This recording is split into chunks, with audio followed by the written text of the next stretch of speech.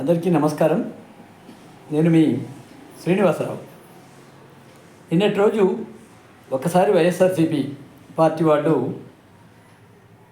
అక్కడ మన గౌరీగోపాల్ హాస్పిటల్ ఎదురుగా హంద్రీ నది ఒడ్డున టెంట్ వేసుకుని డిఎస్సి పైన నిరసన చేస్తున్న శిబిరం వైపు ఒకసారి చూడడం జరిగింది. పోతూ పోతూ అక్కడ ఎంతమంది యువకులు ఉన్నారో యువకులు అంతా కూడా నినాదాలు చేస్తున్నట్టున్నారు అని చెప్పి ఒకసారి చూస్తే అక్కడ జంజీలు కాదండి, మొత్తం గడ్డాలు మీసాలు పెంచుకొని ఏమి తాతలు లేకపోతే అంకుళ్ళు ఇలాంటి వాళ్ళు అక్కడ కూర్చోవడం జరిగింది.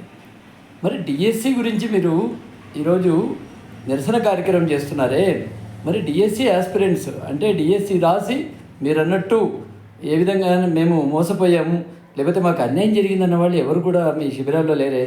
మీ పార్టీ కార్యకర్తలు మీ పేటీఎం బ్యాచ్ మాత్రమే అక్కడ ఉన్నట్టు నేను గమనించడం జరిగింది. మరి ఇది ఇంకా కూడా మీరు ఈ పాత చింతకాయ పచ్చడి లాంటి సిద్ధాంతాలు నమ్ముతున్నారా? ఏదో చెప్పేసే జనాలు నమ్ముతారు అనుకుంటున్నారా? ఇది భ్రమ మాత్రమే. ఎందుకంటే ప్రజలు ఈరోజు సోషల్ మీడియా ద్వారా ప్రతిదీ కూడా తెలుసుకుంటున్నారు. ఏం జరుగుతుంది, వాస్తవాలు ఏంటి, ఎవరు అబద్ధాలు చెప్తున్నారు, ఎవరు నిజాలు చెప్తున్నారని. మరి ఈ మాత్రం ఇంకిత జ్ఞానం లేకుండా ఇంకా పాత పద్ధతులు మీరు అనుసరిస్తూ ఎదుటి వాళ్ళపైన ఏదో రకంగా బురద చెల్లి ఒక నిరసనల పేరుతో హంగామా చేస్తే జనాలు నమ్మేస్తారు, అవతల ప్రభుత్వానికి వ్యతిరేకత వస్తుంది అనుకోవడం మీ భ్రమ మాత్రమే. మీరు టెంట్లు వేసుకొని కూర్చున్నారు కదా, మీరు టెంట్లకు రెంట్లు కట్టలేక టెంట్ ఎత్తుకోవాల్సిందే తప్ప మీకు ఎలాంటి మైలేజ్ రాదని చెప్పి ఈ సందర్భంగా మీకు నేను తెలియజేస్తున్నాను. ఇక వాస్తవాల్లోకి వెళ్దాం. నేను నిన్న ఒక సోషల్ మీడియాలో ఒక వీడియో చూడడం జరిగింది. జడా శ్రావణ్ కుమార్ గారు కాస్త కూస్తో మీ గుడ్డల పార్టీకి అనుకూలంగా ఉండే వ్యక్తి.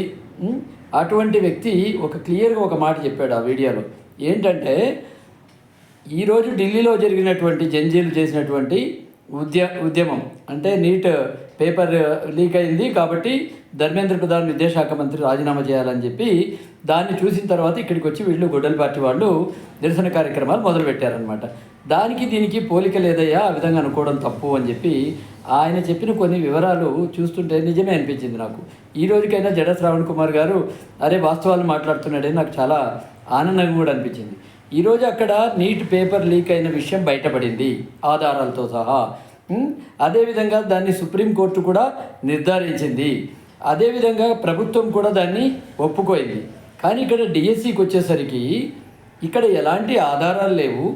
నీట్ డిఎస్సి పేపర్ లీక్ అయినట్టు ఎక్కడ సమాచారం లేదు, అక్రమాలు జరిగినట్టు ఎక్కడ ఎలాంటి ఆధారం లేదు. దీన్ని ఎలాంటి కోర్టులు కానీ లేకపోతే ఎవరు కానీ దీన్ని చెప్పలేదు ఆధారాలతో.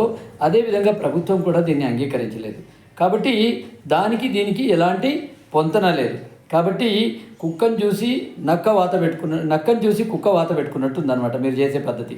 అదేవిధంగా అక్కడ నీటు జరిగిన వెంటనే ఇది బయటికి రావడం, వెంటనే ప్రభుత్వం కూడా చర్యలు తీసుకోవడం, కోర్టు కూడా దాన్ని మళ్ళీ నీటు రాయాలనడం, మళ్ళీ నీటు తిరిగి కండక్ట్ చేయడం, ఇవన్నీ కూడా జరిగిపోయాయి అన్నమాట. కాబట్టి ప్రభుత్వం తప్పిదం ఇక్కడ ఉంది అని చెప్పి తెలిసింది. కాబట్టి వాళ్ళు జంజీలు ఈరోజు అక్కడ విద్యామంత్రి నైతిక బాధ్యత వహిస్తూ రాజీనామా చేయాలని కోరడం జరిగింది. కానీ ఇక్కడ అది ఇంతకుముందు చెప్పినట్టే దొంగలు పడిన 6 నెలలకు కుక్కలు మురిగినట్టు దాదాపు డిఎస్సి జరిగిన తర్వాత ఒక 10 నెలలో 12 నెలల తర్వాత ఈరోజు అక్రమాలు జరిగాయని మీరు బయటకు వచ్చారు. పోనీ ఇక్కడ ఏమైనా అక్కడలాగా ఆధారాలు ఉన్నాయంటే ఆధారాలు ఏం లేవు, కేవలం అపోహలు మాత్రమే. మీరు ఆధారాలు ఏదైనా ఉంటే తీసుకురండి అని చెప్పి విద్యాశాఖ మంత్రి నారా లోకేష్ గారు మీ తాడేపల్లి ప్యాలెస్కు దగ్గరలో నిలబడి ఛాలెంజ్ చేయడం కూడా జరిగింది. కాబట్టి మీ దగ్గర ఎలాంటి ఆధారాలు లేవు. ఒకవేళ ఆధారాలు ఉంటే కూడా ఒకవేళ మీడియా ముఖంగా మీరు ముందు పెడితే కూడా దాన్ని అంగీకరించడానికి కూడా ప్రభుత్వం సిద్ధంగా ఉంది.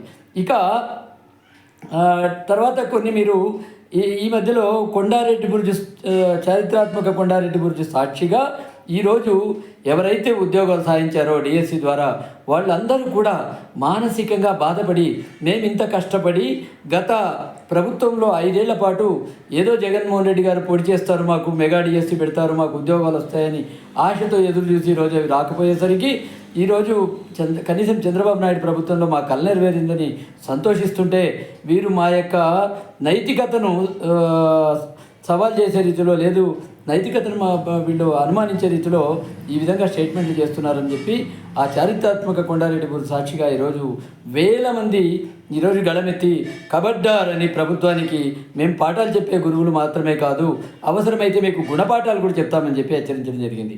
అయినప్పటికీ వీరికి బుద్ధి రాకుండా ఇంకా కూడా టెంట్లు వేసుకుని కూర్చున్నారంటే నేను ఇదివరలో చెప్పినట్టు టెంట్లకు రెంట్ కట్టలేక టెంట్ లేపుకోవాల్సిందే తప్ప జరిగేదేం లేదు. ఓకే, ఇంకా ఆలోచిద్దాం. తర్వాత అక్కడ ప్రభుత్వం ఒప్పుకుంది, ఇక్కడ ప్రభుత్వం ఒప్పుకోలేదు, ఎలాంటి అక్రమాలు జరగలేదు కాబట్టి. అదేవిధంగా అక్కడ నీట్ రీ ఎగ్జామ్ కూడా కండక్ట్ చేసింది, పేపర్ లీక్ అయింది కాబట్టి.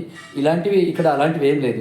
ఏదైనా వీళ్ళు ఏవైతే అలిగేషన్స్ పెట్టారో, స్పోర్ట్స్ కోటాలో ఏవైతే కొంచెం ఇబ్బందులు ఉన్నాయని చెప్పారో వాటినన్నిటినీ కన్సర్న్డ్ ఆఫీసర్స్, దాదాపు ఒక ఐఏఎస్ల క్యాడర్లో ఉండేవాళ్ళు case to case, pin to pin వివరించడం జరిగింది. ఎందుకు వీళ్ళకి ఉద్యోగం వచ్చింది, ఎందుకు వీళ్ళకి ఉద్యోగం రాలేదు అని. కాబట్టి అంత చేసిన తర్వాత కూడా ఇంకా మీరు టెంట్లు వేసుకొని కూర్చుంటాం, నిరసనలు చేస్తాం అంటే మూర్ఖత్వం తప్ప మరేంది కాదు. ప్రజలు దీన్ని అందరినీ గమనిస్తున్నారు. మీ దగ్గర మీకు జంజీలు ఎవరు కూడా మీలాంటి పార్టీలకు మద్దతు తెలపరు. కాబట్టి మీ జంజీలు లాంటి వాళ్ళు, యువత ఎవరు కూడా మీ వెనక ఇలాంటి అక్రమ ఉద్యమాలకు రారని చెప్పి తెలుసుకోవాలని, ఇప్పటికైనా మీరు రియలైజ్ కావాలని తెలియజేస్తున్నాను. జై హింద్.